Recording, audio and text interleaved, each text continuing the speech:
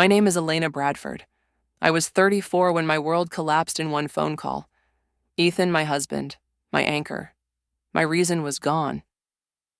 A sudden stroke had taken him from me in the middle of a Tuesday morning, leaving our 9-year-old daughter, Ava, without her father, and me without the only person who ever truly saw me. I remember my hands shaking as I called my parents, barely able to speak through the sobs. The line rang, and rang. Finally, my mother picked up, cheerful music and chatter echoing behind her. Elena can. This wait, she said, laughter still in her voice. We're celebrating Chad's birthday right now. Chad, my younger brother, the golden child. Of course, Mom. I whispered, barely able to breathe. Ethan's dead. He had a stroke this morning. There was a pause, long enough to hear her clink a glass in the background. Oh, honey, she said, her tone shifting to something forced, distant. That's terrible. Are you sure? Maybe it was just a seizure. No, I said, voice breaking. I saw his body. Another pause. Well, this is quite a shock, but we've got the cake out and everything's already started. Can we come by tomorrow morning? After things have settled a bit, I didn't answer. I simply hung up. That night, Ava and I sat on the couch in silence. She curled into my lap, clutching the stuffed elephant Ethan had bought her last Christmas. We didn't speak. We just held each other. At one point, my phone buzzed. My mother had sent a video from the party. Everyone was singing, smiling, gathered around a glowing birthday cake. I watched it in disbelief. My grief, it seemed, was merely an interruption. The funeral was 4 days later. Ethan's colleagues were the first to arrive, dressed in black, many of them visibly shaken. They hugged Ava gently, shared stories about Ethan's quiet generosity, his ridiculous dad jokes, his unwavering work ethic. My parents were late. They texted they were stuck in traffic. They arrived just as the service began, bringing the scent of perfume and too much detachment with them. As I stood beside Ethan's casket, listening to the minister speak about love and loss, I scanned the room. I saw friends. I saw Ethan's brother, Marcus, who had flown in overnight from Japan. I saw genuine grief, but not from my parents. My mother dabbed at her eyes as if it were a performance. My father looked at his watch twice. In that moment, a cruel clarity settled in my bones. I didn't lose my only anchor that week. I lost the illusion of family, too. I had no parents in the way that mattered. Just people who had raised me, taught me table manners and signed report cards, but never once thought my pain was reason enough to stop the party. The realization that I had no real family left didn't land all at once. It seeped in slowly, like cold through the cracks of a house I once believed was warm. After the funeral, after the final handshake, after the last condolence casserole was shoved into the fridge, Ava and I returned to a home that no longer felt like ours. Not without Ethan. Not with the silence that followed us from room to room. I didn't know how to be a widow. I didn't know how to be a single mother. Either not like this. Not in the midst of grief so heavy it made every decision feel impossible. I stared blankly at the dining table where Ethan used to leave me morning notes. Good luck at the meeting. You'll crush it. Don't forget your umbrella rain's coming. I hadn't realized until then how much his words anchored me. Without them, I felt unmoored, floating through minutes I couldn't account for. That first week, I received dozens of messages from Ethan's coworkers, from his college roommates, even from old neighbors who had moved away years ago. Offers of help, of sympathy, of remembrance. My own parents, meanwhile, called once. Just once. My father's voice was brisk, businesslike. Elena, I assume you've contacted the insurance company by now. These things can take time to process. I swallowed hard. No, not yet. I haven't even. Well, you'll want to get on that. Death benefits don't file themselves. Not a word about Ava. Not a word about how I was holding up. just cold logistics. The same man who once lectured me at 15 for forgetting to return a library book now couldn't be bothered to ask how I was surviving after burying my husband. The cruelest part wasn't their absence, it was their efficiency. They moved through this tragedy like it was an event to be managed, not a wound to be witnessed. My mother texted 2 days later to ask what color I'd like her to wear next time, as if we were attending a brunch, not a memorial. When I didn't answer, she sent a follow-up, "I just don't want to look inappropriate." I wanted to scream. Ethan's brother Marcus, on the other hand, called every evening. From across the ocean in Tokyo, where he taught English literature, he made time asked about Ava's appetite, sent me a PDF of children's books she used to love, and even read poetry over the phone just to fill the silence. One night, as Ava slept beside me, her small hand still clutching Ethan's old t-shirt, I stared at the ceiling in the dark and thought Ethan planned for everything. He had spreadsheets for retirement, emergency funds for the future, binders for insurance, even typed instructions for what to do if he ever got into an accident. But neither of us ever planned for this for my own parents to turn away. I had to brace myself against their selfishness while grieving the only man who had ever stood beside me unconditionally. What hurt most wasn't what they failed to do in Ethan's death. It was what they had always failed to do in my life. I began seeing it now clearer than I ever had. The time they left my ballet recital early to make it to Chad's baseball game. The way my report cards were met with nods while Chad's were met with cake. The year they gave me a used laptop for graduation and surprised Chad with a new car 2 years later. Back then, I told myself I was being dramatic, that love just looked different between parents and daughters. But now, in this stillness, I could name it favoritism, neglect, a pattern disguised as practicality. And it had finally left me exposed in my most vulnerable moment. Ethan's friends helped more than my own blood.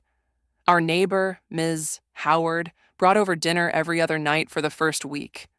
"You don't have to talk," she said, placing a steaming pot of stew on my counter. "Just eat." My colleague Stephanie organized a Care Circle volunteers to walk Ava to school, grocery shop, handle little things I couldn't find the strength for. Not once did she mention money or logistics. She simply said, "We've got you." Meanwhile, my parents disappeared into the background, visible only in their absence. They didn't offer to take Ava out for a day, or bring over groceries, or even call to ask what we needed. They sent one floral arrangement with a card signed Brad and Carol as if we were acquaintances. The grief of losing Ethan was sharp, immediate, crushing. But the grief of being abandoned by my family, it was slow, suffocating, the kind that curled around you and refused to let go. By the second week, I began organizing the legal paperwork. It was then that Marcus reminded me Ethan had appointed his friend, Alan, an estate lawyer, as our executor. "Everything's in place," Marcus assured me. Ethan was nothing if not thorough. Still, I hesitated. I didn't want to read wills. I didn't want to consider payouts or asset distribution. The idea of reducing Ethan's life to line items on paper felt like betrayal. And yet, I knew I had to. Because if my parents' first response had been to ask about insurance, I could only imagine what might come next. That's when I stopped pretending.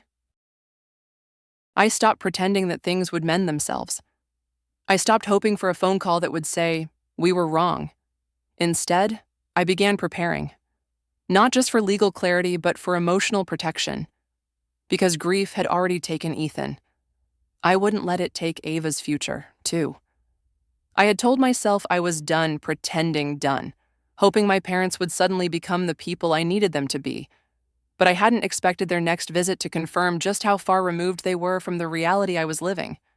2 weeks after Ethan's funeral, while I was still waking each morning with the weight of his absence pressing down on my chest, they arrived unannounced on a Tuesday afternoon. I should have known something was off the moment I saw them through the peephole. My father was adjusting the collar of his golf shirt like he was preparing for a presentation, and my mother was checking her lipstick in a compact mirror. Not a single flower in hand, no groceries, no toys for Ava, just themselves. "We thought we'd check in," my mother said, brushing past me into the house. Is Ava at school? Good, we can talk openly. I blinked. Talk about what your situation, my father replied, as if I had suddenly become a line item on a spreadsheet, financially. They settled into my living room like it was theirs. My father complimented the sound system Ethan had installed just a month before his death, running his hand over the sleek speakers. He had good taste, he said. It felt like he was already taking inventory.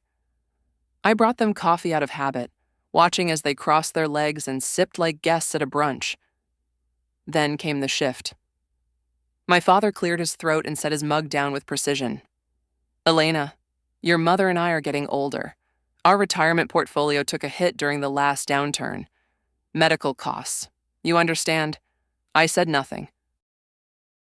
Well, he continued, we thought, considering Ethan's position and the insurance payout, perhaps it's time for the family to support one another.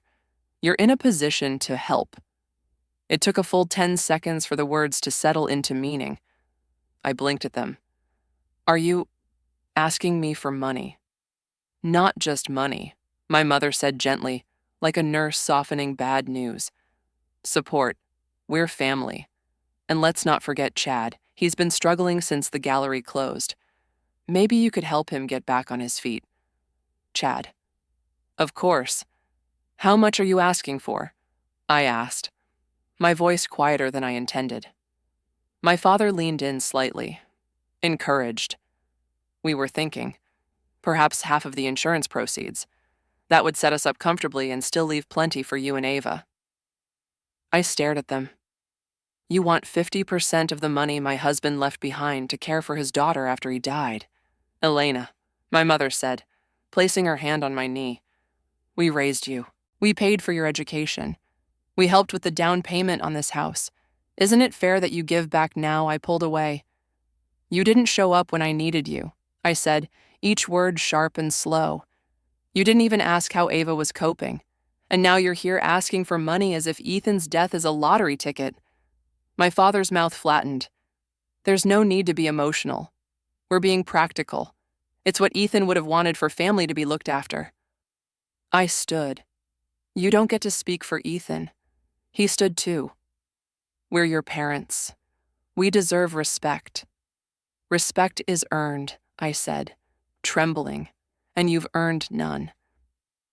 My mother looked away, her expression folding into that familiar pout of wounded pride. We thought you were better than this. I opened the front door. Please leave. As they walked out, my father muttered something about reconsidering the relationship. My mother sighed, casting a backward glance as if I were the one who had disappointed them. The door closed behind them with a finality I hadn't expected to feel. That night, I tried to act normal for Ava. I made her favorite dinner grilled cheese with tomato soup and sat across from her as she picked at the crusts. She looked up after a long silence. Were Grandma and Grandpa here today? She asked. I nodded. Just for a little while. Did they ask about Daddy's money? I froze. Why do you say that? She stared at her hands. At the funeral.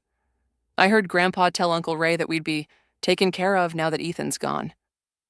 I didn't understand it then. There was a pause. Do they think it's good that Daddy died? The question sliced through me. No, I said, choking back tears. They don't think it's good, but they're not thinking clearly. They're confused about what matters. Ava looked up at me, her eyes steady. I miss Daddy. I do too. I whispered. So much. Later, after she fell asleep.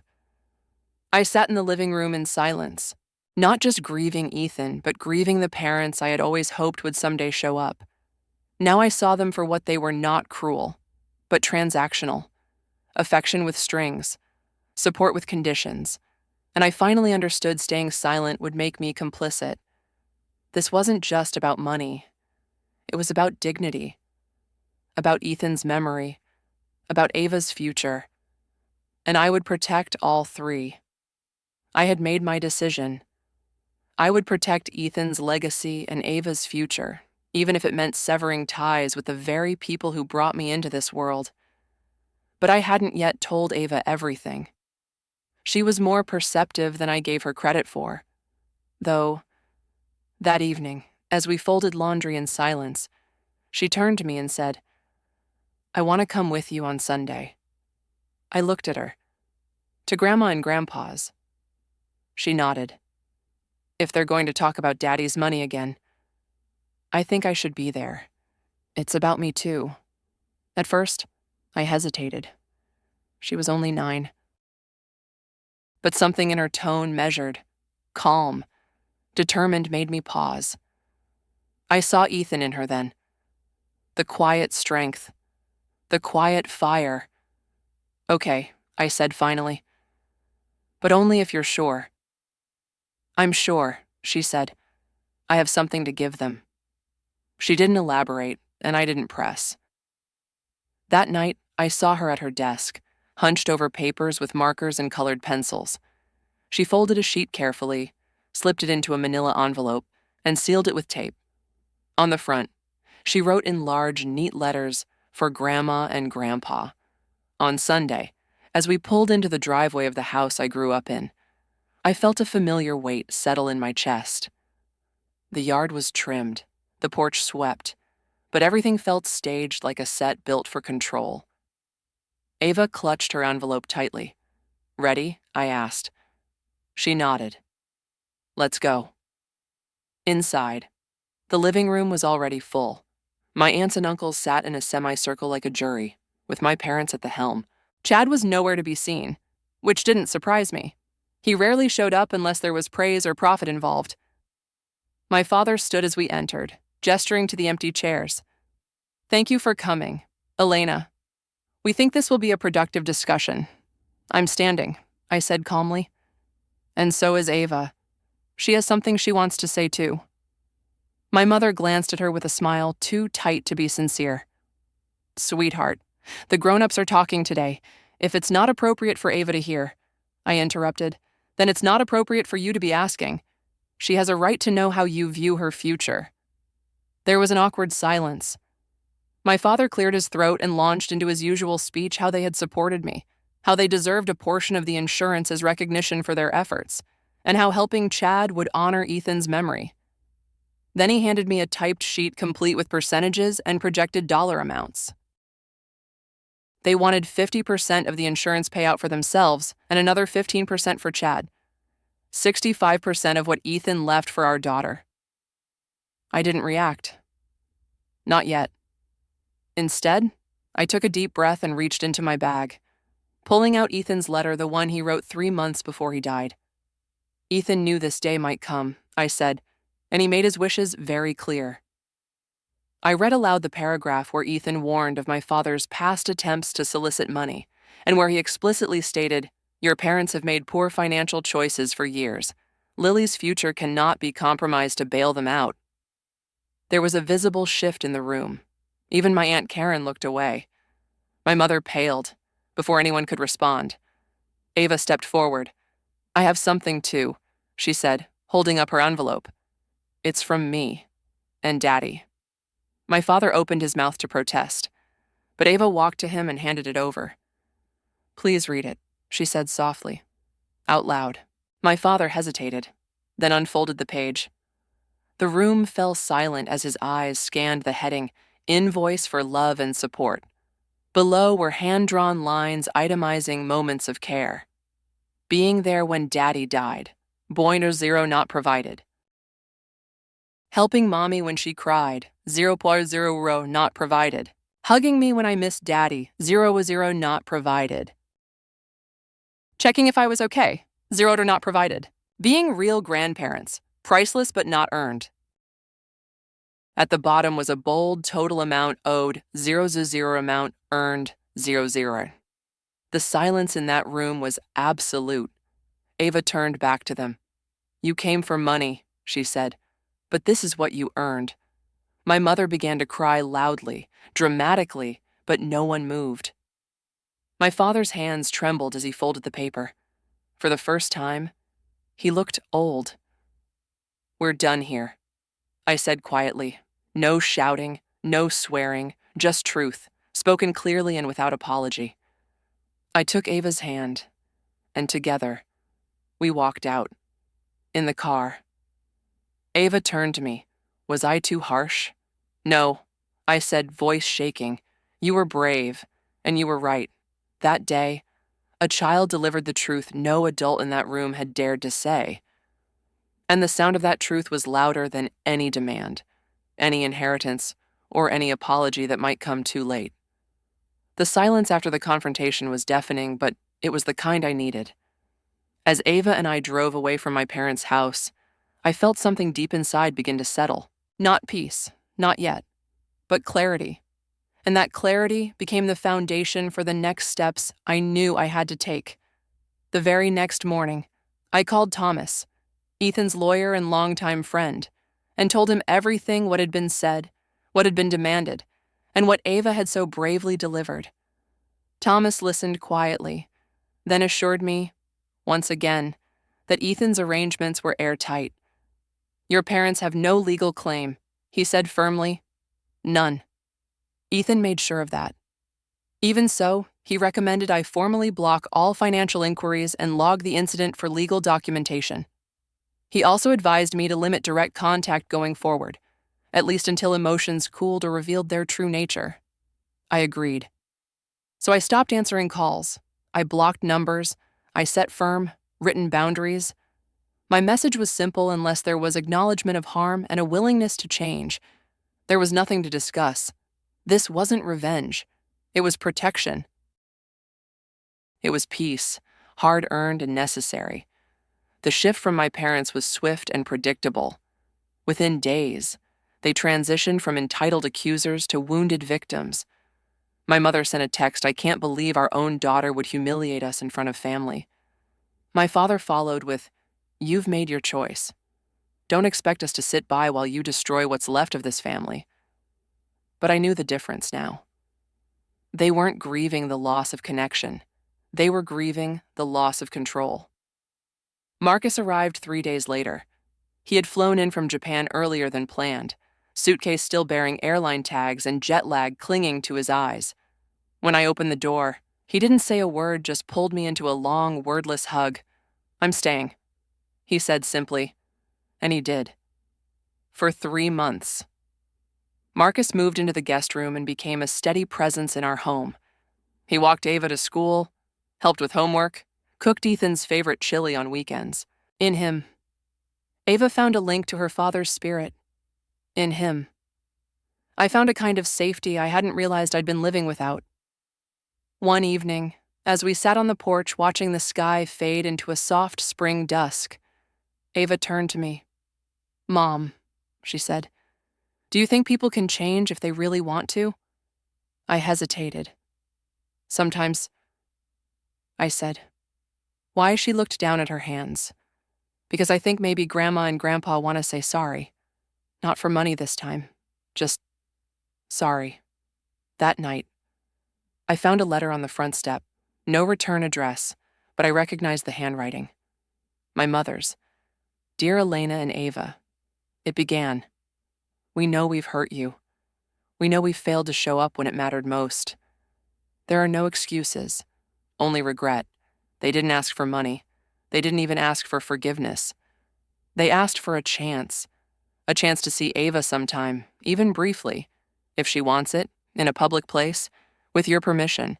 The tone was different, measured, careful, even humble. It didn't feel like manipulation. It felt like maybe the beginning of something else. I showed Ava the letter. She read it slowly, quietly, then looked up and said, maybe we could meet at the ice cream shop, just for a little while. So we did. I chose a small, local place Ava liked, bright, simple, safe. I told my parents clearly 20 minutes, no surprises, no discussion of the past, just a chance for Ava to decide for herself. They arrived on time.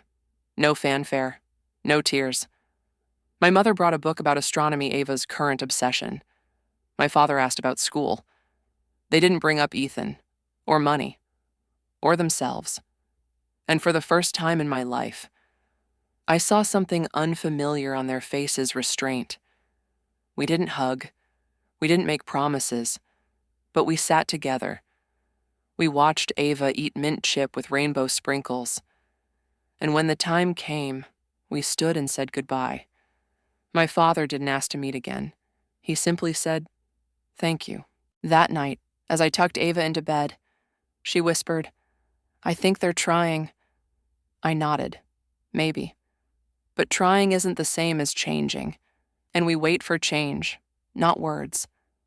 We began allowing occasional visits, carefully timed, always with boundaries, and to their credit, my parents respected them. They never asked for anything. They didn't push. They stayed on the outside, where I had placed them, and seemed to understand that only time and actions would move them closer. I wasn't ready to call it healing. Not yet. But something was beginning. Not a reunion, not a reconciliation. A slow reconstruction of trust, built brick by brick on the solid ground of boundaries. And for the first time in a long while, I felt that maybe, just maybe, I could breathe. The visits continued, always with boundaries short, structured, and silent about the past. My parents never mentioned money again, nor did they overstay their welcome. Ava noticed. "They're different now," she said once, cautiously. I nodded.